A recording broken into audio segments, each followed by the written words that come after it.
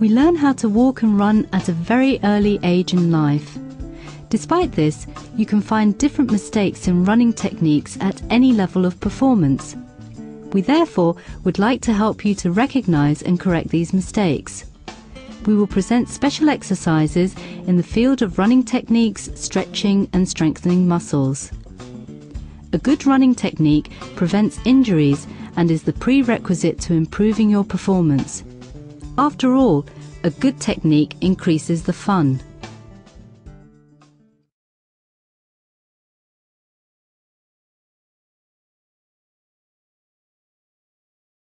A good running technique is distinguished by several features. For illustration purposes, we will now subdivide the runner into the torso, including the head and the arms and the legs. The importance of how you place your foot on the ground is dealt with separately.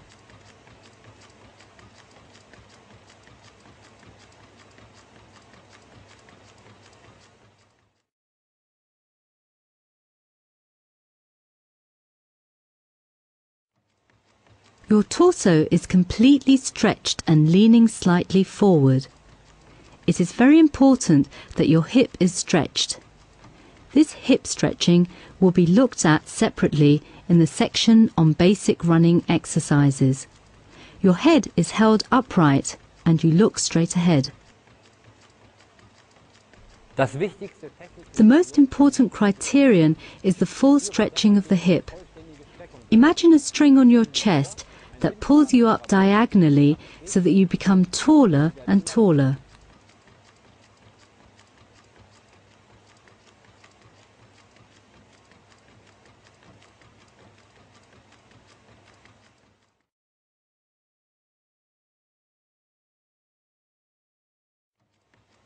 Your shoulders should stay as still as possible.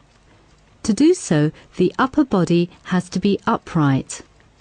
Your arms move actively in the direction you are running. They must not be held across the torso. Your lower arms are held above the hip. Your hands are loosely closed.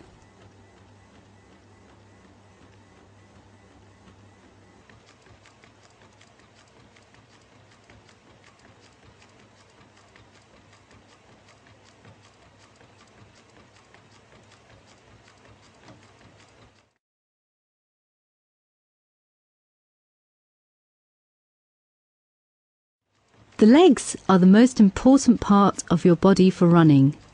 Your heel moves up just when your foot loses contact to the ground. If the pace gets faster, your heel is brought nearer to your bottom. At a moderate pace, your knee should be the heel's highest point.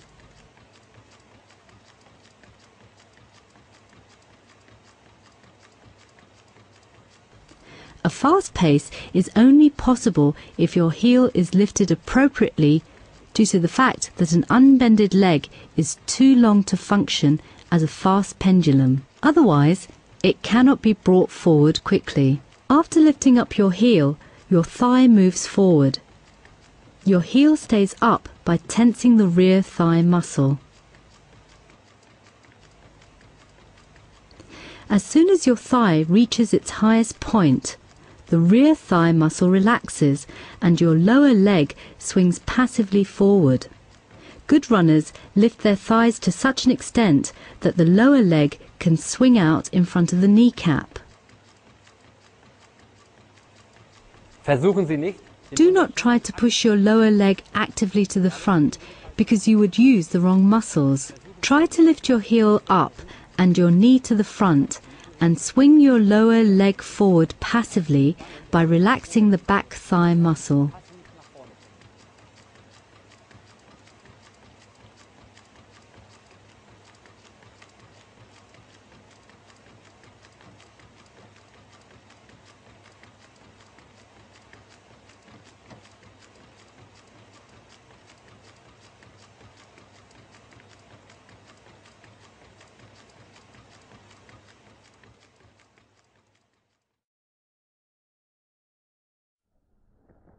You touch the ground with the outside of your foot. If the pace gets faster, your foot touches the ground with the outer side of the ball of your foot. Ideally, your foot is already in a backward motion because your lower leg was swinging forward prior to this. Your heel goes down after the foot has touched the ground. This motion is controlled by the calf muscles and the Achilles tendon so that part of the impact is absorbed. Your whole foot touches the ground briefly.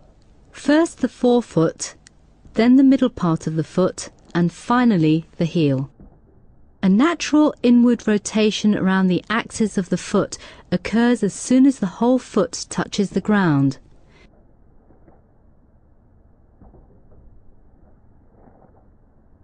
This is called pronation.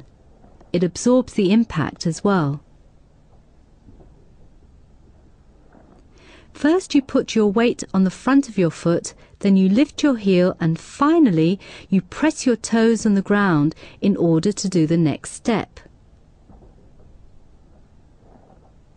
This running technique is called forefoot run and is automatically used by most runners. Slow runners touch the ground with the heel and roll the whole foot. This technique is called heel run.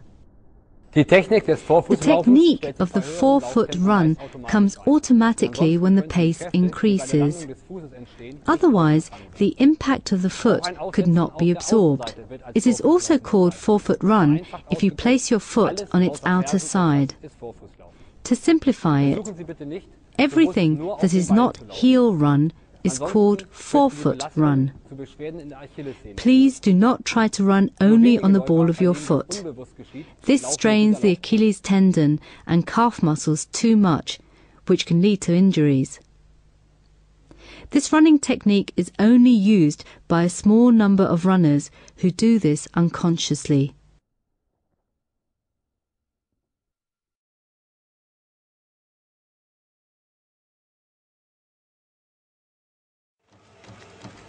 At a high pace, the technique stays the same, only the extent changes. Your arms are applied more strongly, heel and thigh are lifted higher, your lower leg swings further forward, and the length of your step increases.